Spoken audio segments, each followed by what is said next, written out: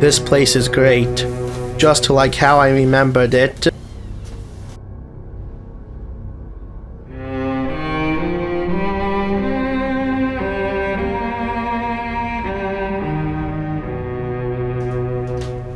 I'm just going to settle back in.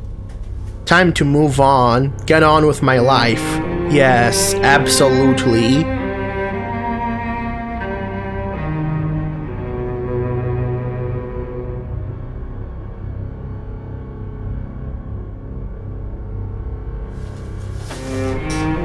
Now, like I said, it was a long time ago.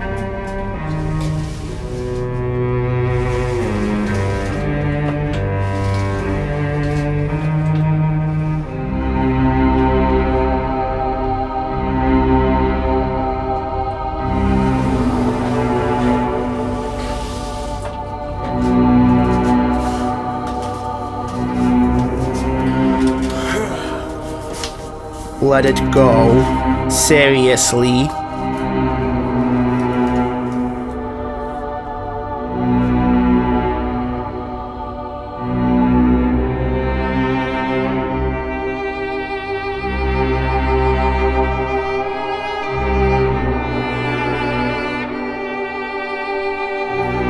Always has been more my style than Brooklyn or Manhattan, I guess. By the way, we got a new fridge. No, if I'm honest, I just kinda got bored of college and personal life in general. I mean, there's usually an opportunity once in a while, but not all the time. You're right, it wasn't doing me any favors. Maybe I had lost my self-respect, but it's back. I'm excited, really. I really needed to get back in the game. I think you're right. I think I will like going back to making the content.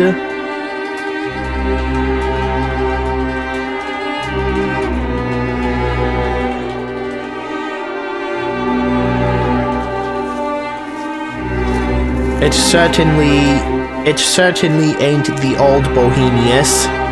It's the new Bohemius, just like you said.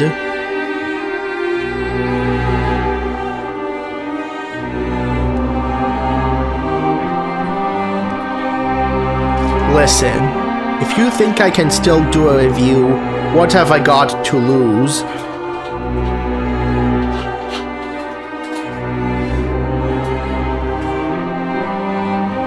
Apart from the weight, very funny. Haha, yes, that is a fake laugh, you prick.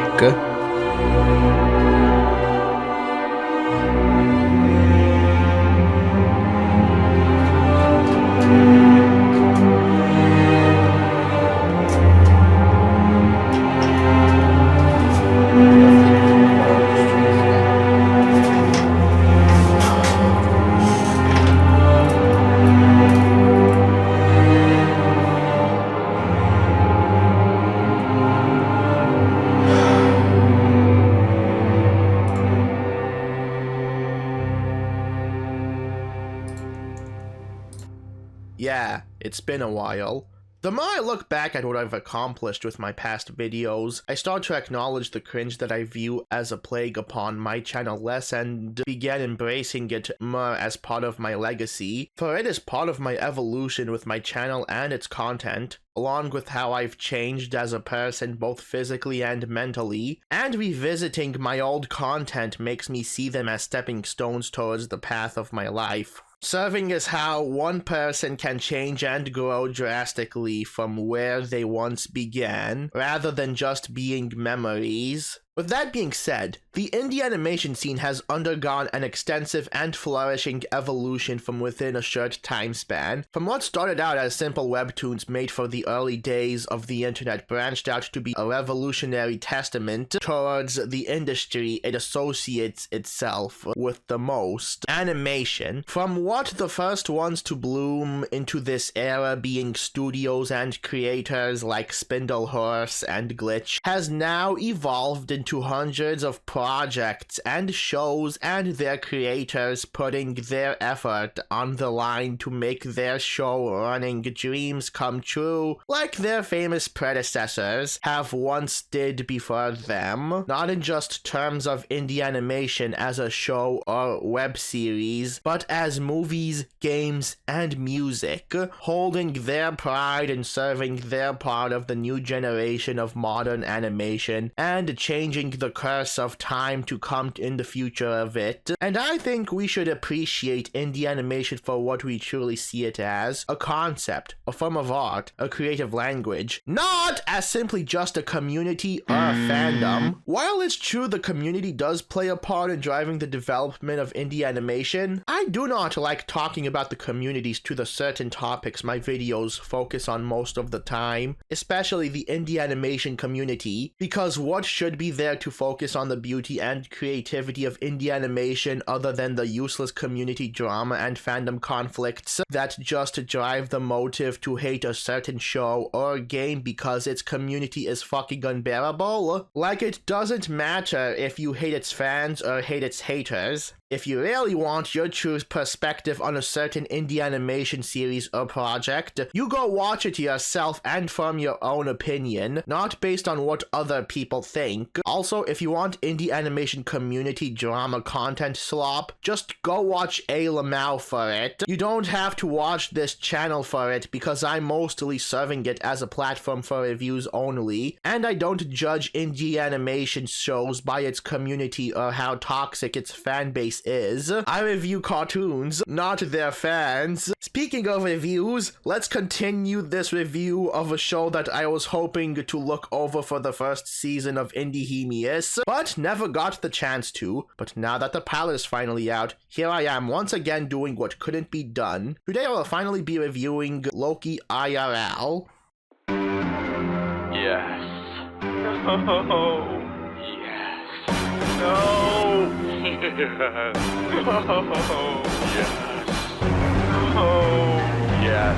No. Loki IRL is an indie animated pilot created by a very well-known cartoon reviewer, planned to be an epic series ahead in the future. Does that sound familiar to you? Of course it does. Catching Up by Ellis Mark isn't the only indie animation created by a popular online reviewer, you know, because Loki IRL was also created by a reviewer just like him. So if I had a nickel for every time there was a reviewer or commentary YouTuber that made an indie animated series, I'd still have 3 nickels, because there's also Wastelandia by Izzy ZZ whatever, but we'll look over that in a future video soon. Still, it's weird it happened thrice. I mean, 15 cents can get you a can of Chef Boyardee in the 70s, so I'm not complaining. Rebel Taxi, also known as Pan Pizza, is a well-known animation reviewer in the creator space, along with his grand ingenuity of doing other things such as retrospectives and occasional video essays of cartoons, movies, and games every now and then. Pan is also highly regarded for his overly Y2K aesthetic that he usually incorporates in his content. A lot of it.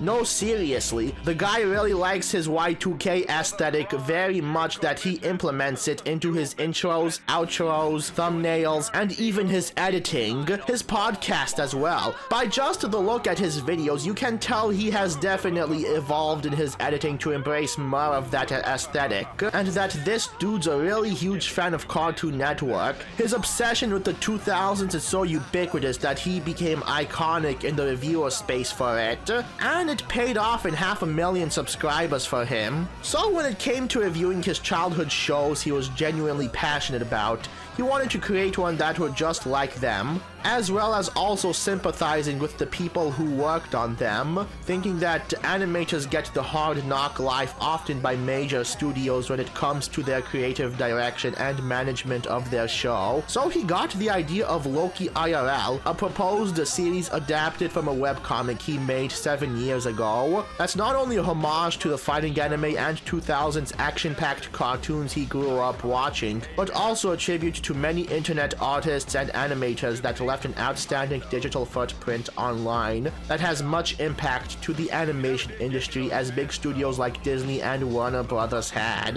especially those animators who deserve more respect for making the show than the executives do for distributing it, because all art is art, especially art you made on your own, but through the midst of it all comes quite a lengthy and complicated production history, since Taxi had his struggles pitching his show through his webcomic after an awkward meeting with Adult Swim and animation legends Genndy Tartakovsky and Mike Lazo, who's projected some valid criticism about his webcomic, such as how it focuses on the world way more than the characters themselves. But despite being embarrassed by it as the meeting was live streamed, Rebel considered himself lucky that he got the chance to talk about his ideas with some notable animation veterans before Adult Swim quickly got gentrified after a merger, and felt more motivated to bring his webcomic to life in the form of an indie animated series and improve from his mistakes he's made before. After a few years of production delays and carefully refining his webcomic later, here we are now with the final product we've been waiting for, released not too close to catching up's pilot, but not too far from Wastelandia's neither. So with that being said, is Loki IRL that much of an eye-catcher as the old school Cartoon Network shows it was influenced by? Let's find out! Say what? Get the what they want! Get the what they want! Get the what they want! Say what? Get the what they want!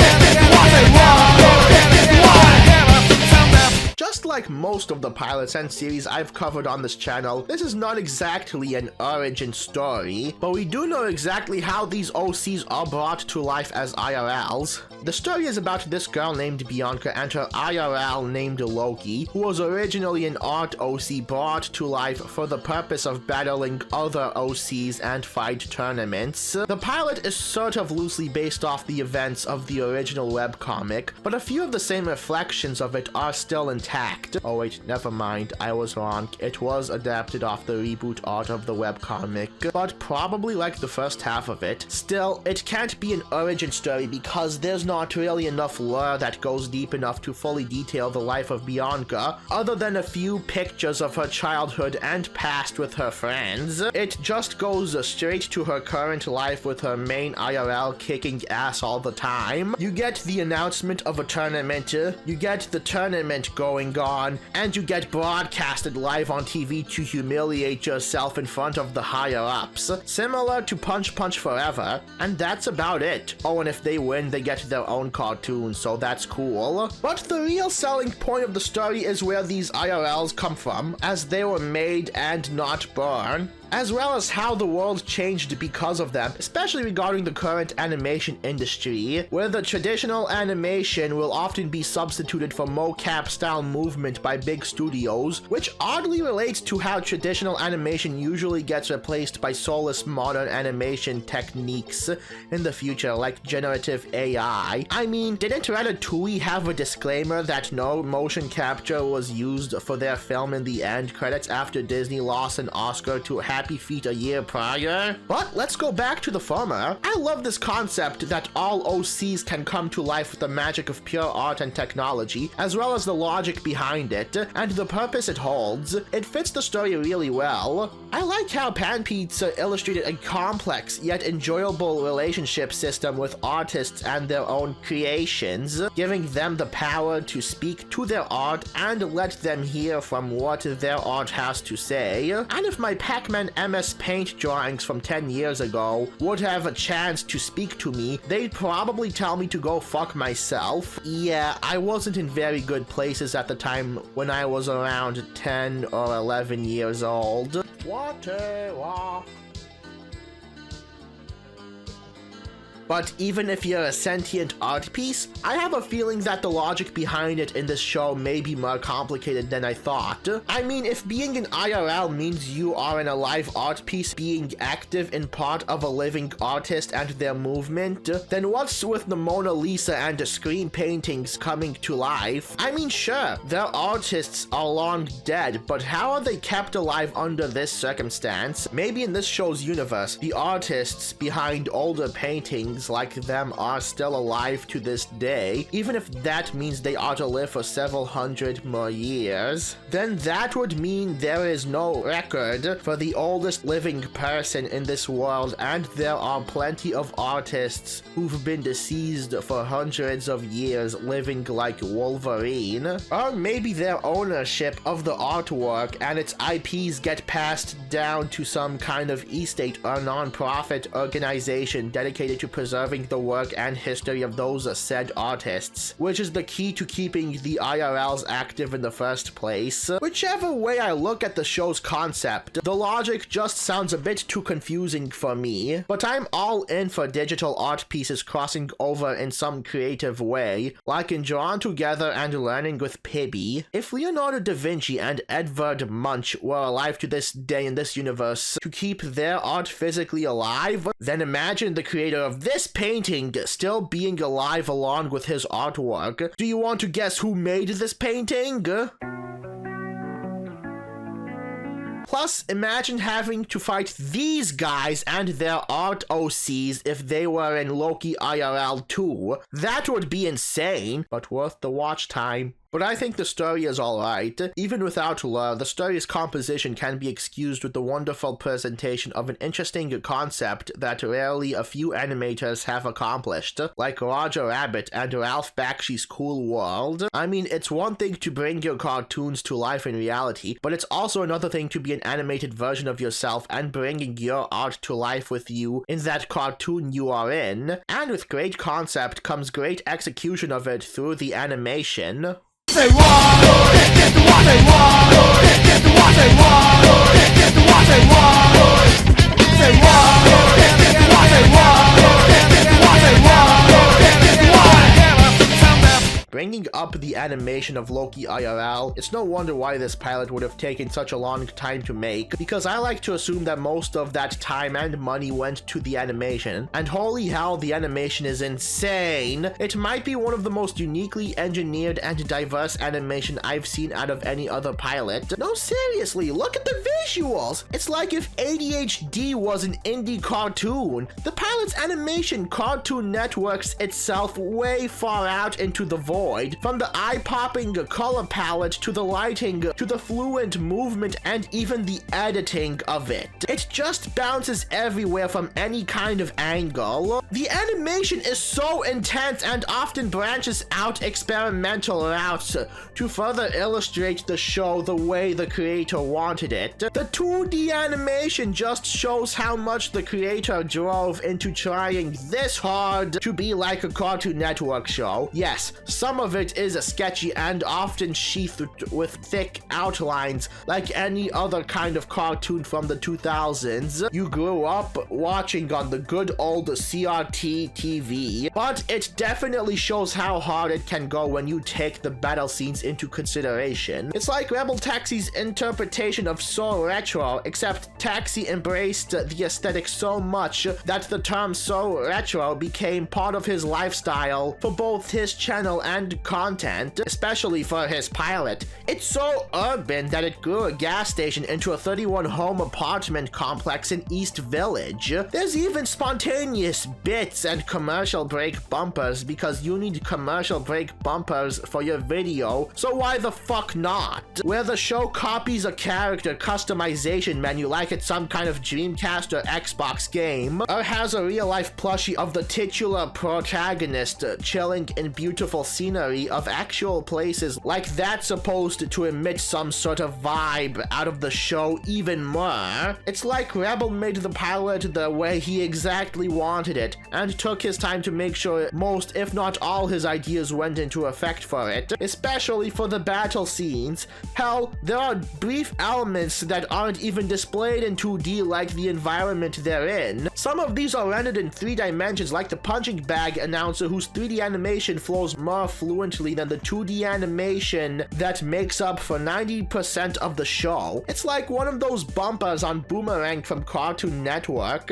where a 3D toy rendered in 30 frames per second is about to announce a Hanna-Barbera cartoon coming up next that runs about a quarter of the toy's frames. And then you have scenes like that scene where those characters can also be 3D animated but emulate distinctive art styles, like this low-rent Gumby ripoff with the arm cleavers that portray claymation movement, just like how Gumby would. Hell, maybe even refining it a bit. And most of these fighters are just as unique as it, with their own different art styles that come to life in the pilot, which takes the phrase indie artist literally just by independently showing off their own designs and textures in the pilot that are drawn for battle.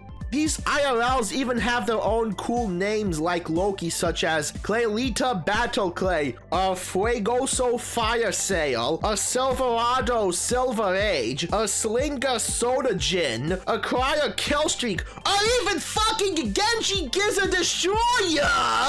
They're named like fucking Beyblades or Tokyo Extreme Racer rivals, for crying out loud. Seriously, who are the middle schoolers in charge behind this? That is where the creativity is truly unleashed in the pilot. I just wish they were shown more in the later episodes to come, because they look like they have potential, especially Genji Giza Destroyer. Ooh, how I like him. Even the mansion guards are special in some kind of way too. Honestly, if I want to compare Loki IRL with Catching Up, one thing I can say for sure is that Loki IRL has far better animation than Catching Up, because it compensates a lot for the story and characters that Catching Up usually wouldn't, because Ellis Mark wanted to create a Butch Hartman cartoon 100% made by Toon Boom, and because of its intensity, it's no wonder why there had to be an epilepsy warning at the beginning of this review. Hell, it somewhat makes the Loki IRL pilot better than the original webcomic it was based on, and that's what makes the animation possibly the best part about watching Loki IRL. Say what? Get to what they want. Get to what they want. Get to what they want. Say what? Get to what they want. Get to what they want. Get to what.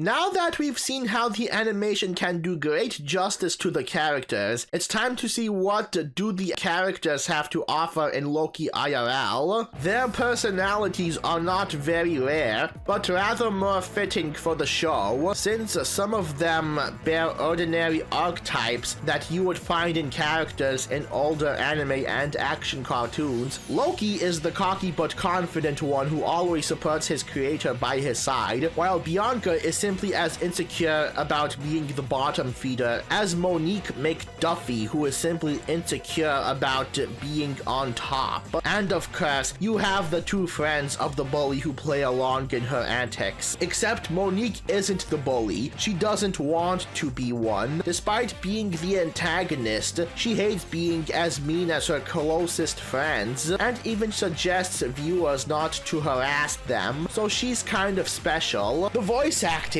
is pretty good though, especially for Loki's, because he's voiced by Rebel Taxi himself. You can tell he's put in so much passion and emotion for voicing Loki and bringing his character to life, since he's passionate about making the pilot as much as making the Loki IRL webcomic. The humor from them is also lovely. You have Loki and Bianca geeking out on a toy from a cereal box, like a nerd from Eltingville when he sees a Boba Fett action figure. I think all the VAs put their fair share of voice acting work in this, and it's quite pleasant in my opinion. But the real enchilada for me would be the character design. I mean, look at them. It's an epic example of how great animation pairs well with great character design. Yes, it still panders to the aesthetic like the animation, having thick outlines and all, looking 2000s and shit, but the show really locks in with its character design. Some of the ordinary ones like Bianca and the other secondary secondary characters have this bubbly structure that blends well with the show's atmosphere, and some of them still have unique body features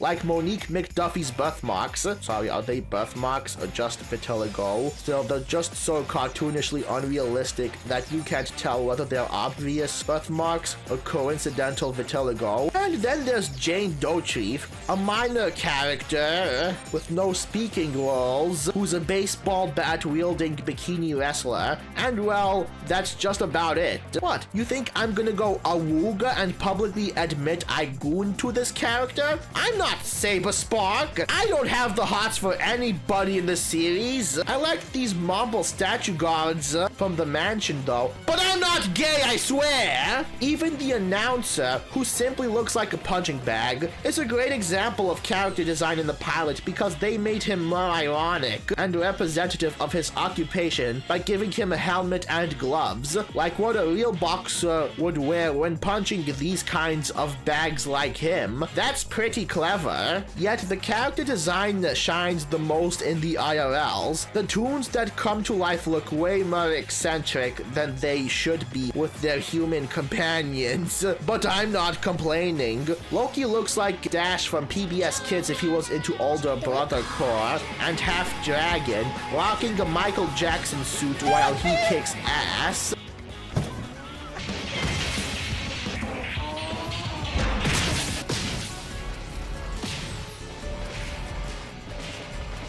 Oh well, when his ass is kicked. Monique's IRL Milky Mint Sinistry also looks pretty radical, but do you know who else I saw in it? The aforementioned IRLs that briefly show up in the battle montage scene I brought up in the video, because they look like so much love and creative ingenuity was given to them. About 1 to 5 of them might be my favorite characters in the entire show. The character design shines the most in them, even if most of them only appear for 1 second a frame, especially the Gumby knockoff with the cleaver arms. I just wish they had more screen time in the pilot, like perhaps animate footage of them in battle, or at least extend their presence to a satisfying length. Although I would completely understand if Pan Pizza didn't intend to do so, since it might stretch out the pilot longer and ruin the pacing. So these are what I like about the characters, although I love the character design the most out of the good voice acting and average personality they bear. And like I said before, with great animation comes great character design, and they pair along with each other really well. Hell, it might even be some of the best character design out of all of the shows I reviewed on Indiehemius, and I'm hyped to see more characters like them in action in the next episodes for the foreseeable future to come.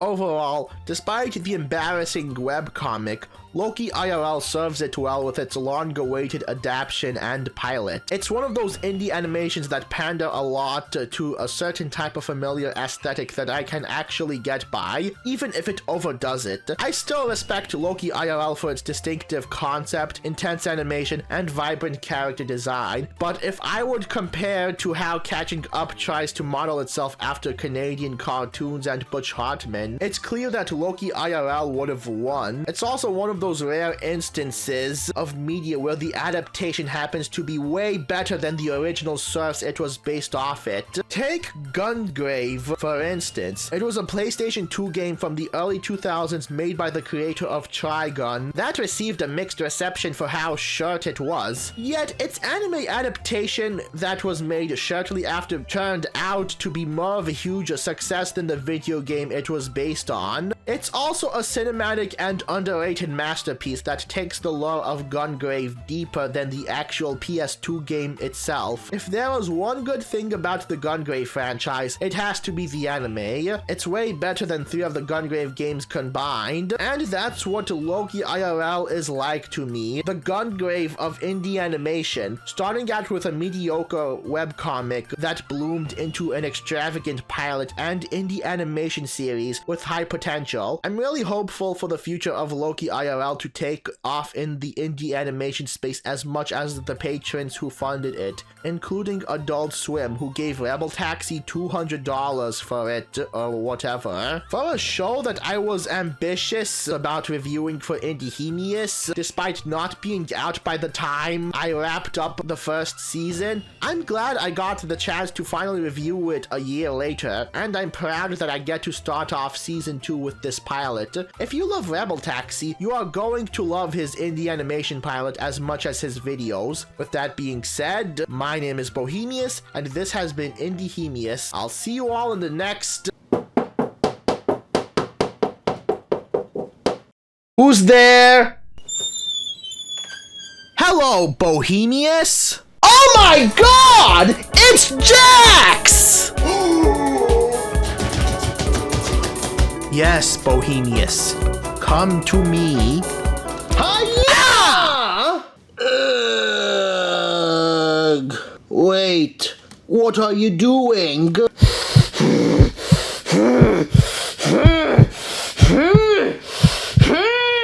You motherfucker! Wait! Please don't kill me! I should have had the chance to kill you! Wait, what the fuck do you mean? Ah! You tried ruining my last review and my fucking career, you purple bastard!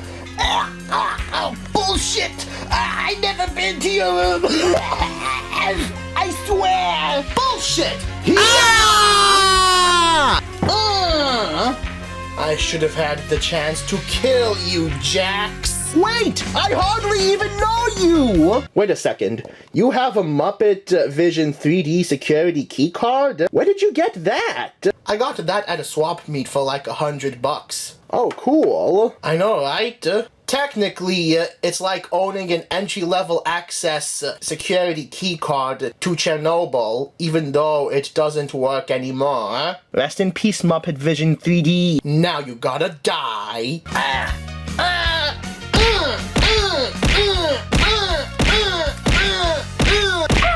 Oh! Ah! Owie! Ah! Ah! That was for breaking into my room!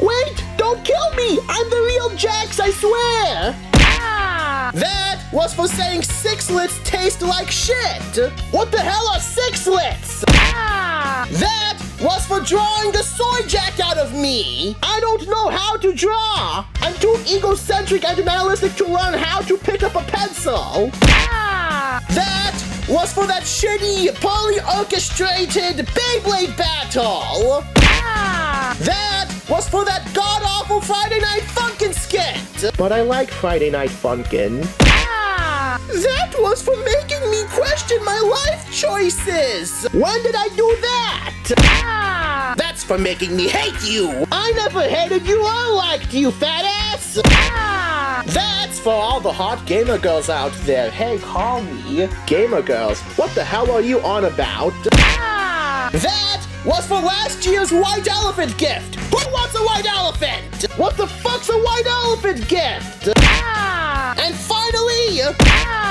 that's because this whole setup added 2 minutes of bonus content for the most awesome video ever devised by man-child or man. Wait, don't kill me. I'm the real Jax, I swear. Look at my tag. See? I'm official. Hey, what was that for? That was my official tag! You think that's a tag? This is what a real tag looks like. Ah! Get back here, you!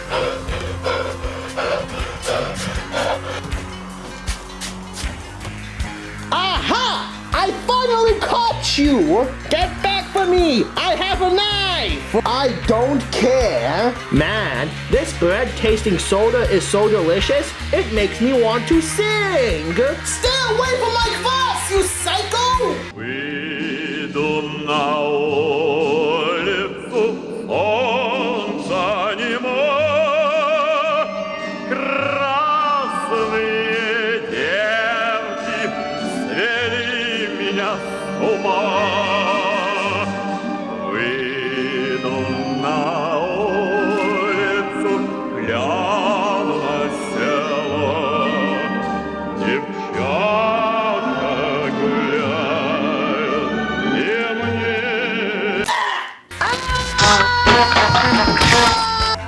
Where are you, Jax? I know you're in there, Jax.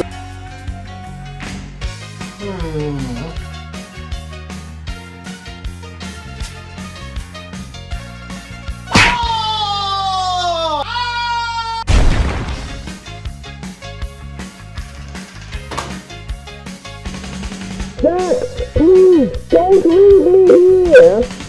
Sorry, Bohemius, but you gotta learn that it's the real Jax speaking.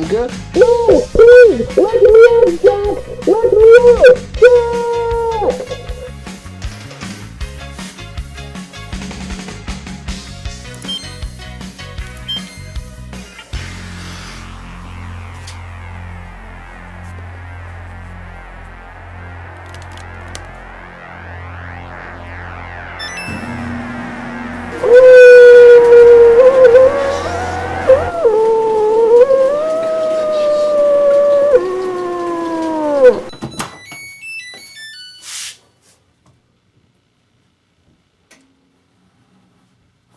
So, do you feel like the bigger man now, Bohemius? I'll get you for this, David Zaslav!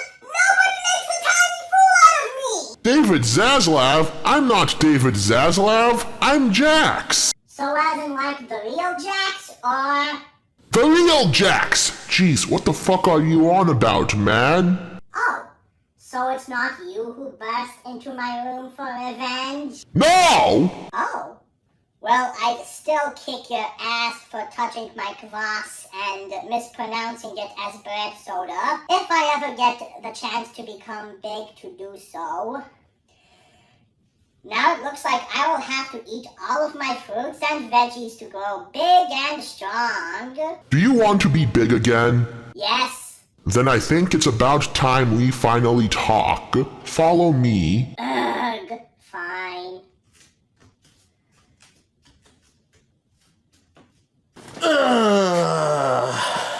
So, is there anything you want to tell me about?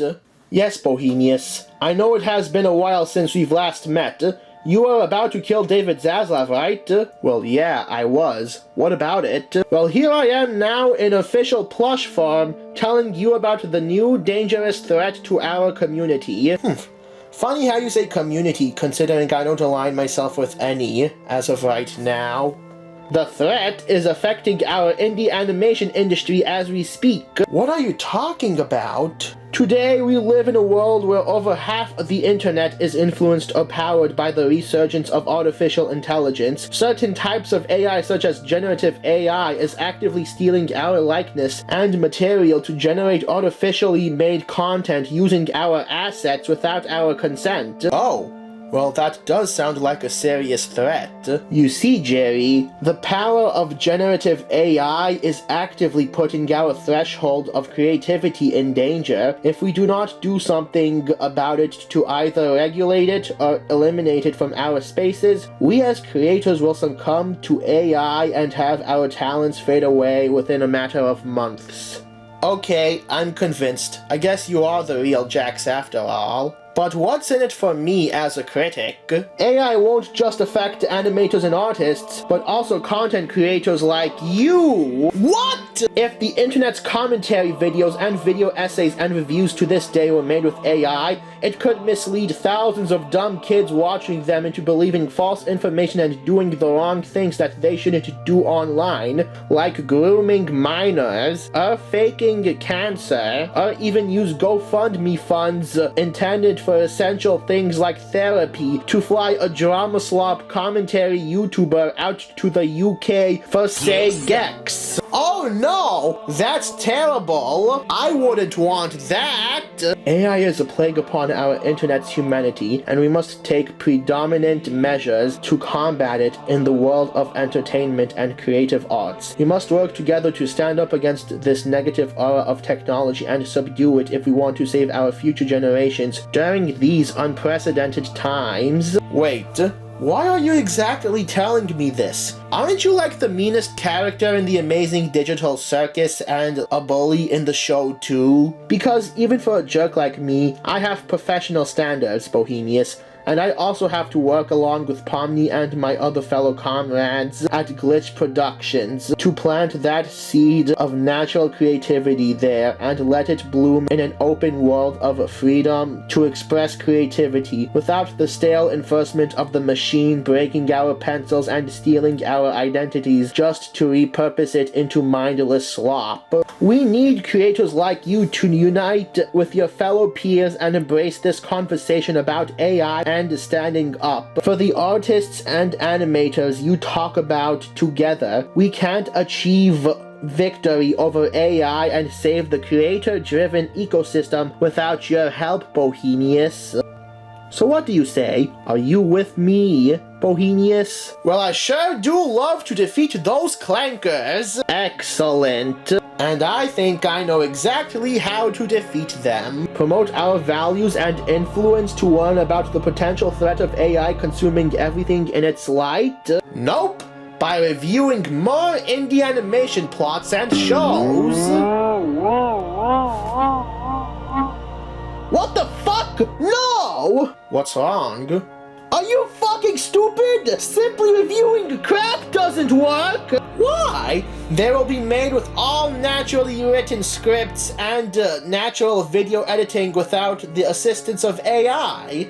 That helps, right? You're supposed to save us, not criticize us more! But then that's great, because the more indie animation I review, the more I get to understand the purpose and benefits it has on our society and the creative arts industry as a whole, meaning that I will finally be able to spread awareness against generative AI contaminating the creator space and animation industry like a cancer. When you put it like that, it almost makes sense. Oh wait! It doesn't make sense at all! That's the dumbest method I've ever heard! You still can't criticize us and review us! Why not? You see, society is broken, Bohemius. But we are the answer. We can fix it. Yes, we can! I still don't believe you. Let me do my review slop in peace, okay? Let me quote Elvis Presley. Oh, cool! Now it's my turn to quote. It's just as my favorite musician always said. 恶霸变成朋友，永远是朋友。 Ah, fine! Just go ahead making review slop instead of spreading awareness! Just do me a favor and please don't use AI for the sake of using AI. Don't worry, Jax. I won't. Good. And you know what? I think it's time for a long-due makeover. Makeover? The hell you mean makeover?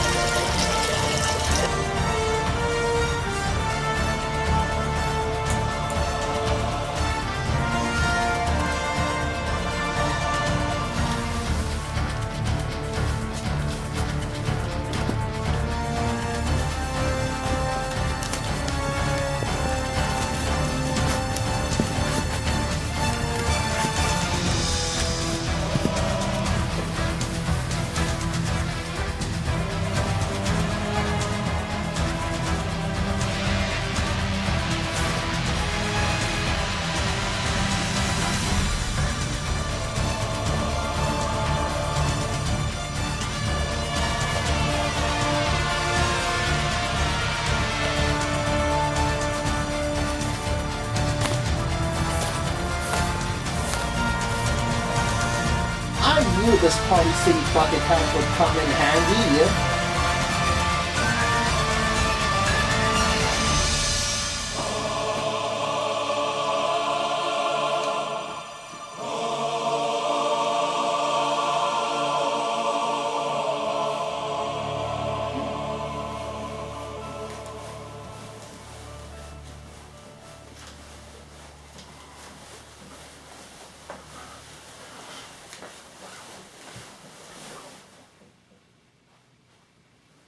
Hey, why the hell do you look like Spider Noir? What are you talking about? I don't look like Spider Noir. My costume was supposed to be influenced by Rorschach. Ever read The Watchmen? No, but I read and watch lots of Yuri. Filthy degenerate. My name is Bohemius, and remember, now is your chance as an artist, animator, or any kind of creator to make a difference in this world. Now is the time that we must not be afraid and speak up and take action before generative AI surpasses our influence and passion for creativity during these unprecedented times. For we are all men against the machine. We must all get ready now. Okay, now let's go out for ice cream. Yay, ice cream!